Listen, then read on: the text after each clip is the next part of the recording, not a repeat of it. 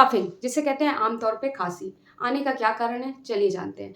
तो हमारा जो रेस्पिरेटरी सिस्टम है, इस रेस्पिरेटरी या एयरवे में जब भी कोई हार्मफुल पार्टिकल्स एंटर करता है, जैसे कोई smoke particles, dust particles, pollen grain etcetera, तो तुरंत ही यहाँ पर प्रेजेंट जो नर्व सेल्स है वो इन्फॉर्म करती है ब्रेन को, और ब्रेन तुरंत ही उसे इंटरप्रिटेट करके लंग्स को इंफॉर्मेशन वापस भेजता है कि तुम जो अनवांटेड पार्टिकल्स एंटर किए हैं उन्हें बाहर निकालो, नहीं तो क्या होगा, रेस्पिरेटरी सिस्टम जो है वो इन्फेक्टेड होगा।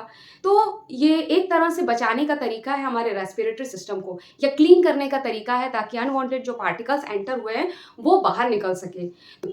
जैसे ही अनवांटेड पार्टिकल्स एंटर करते हैं नोज के थ्रू, तो यहाँ पर जो ग्लॉटिस होती है वो ओपनिंग होती है रेस्पिरेटरी पासेस की, ये तुरंत ही क्लोज हो जाती है, ये एपिग्लॉटिस के थ्रू क्लोज हो जाती है।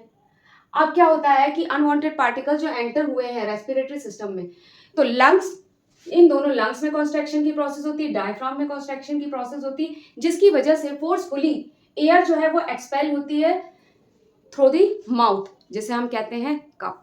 तो कफ आने का रीजन क्या क्या है?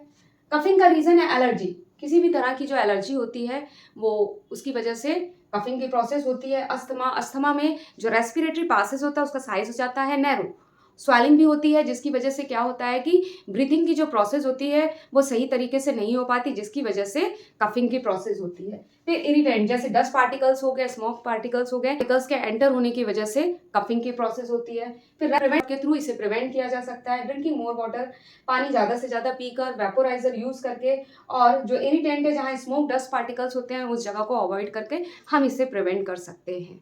तो जानकारी अच्छी लगी हो, थैंक यू।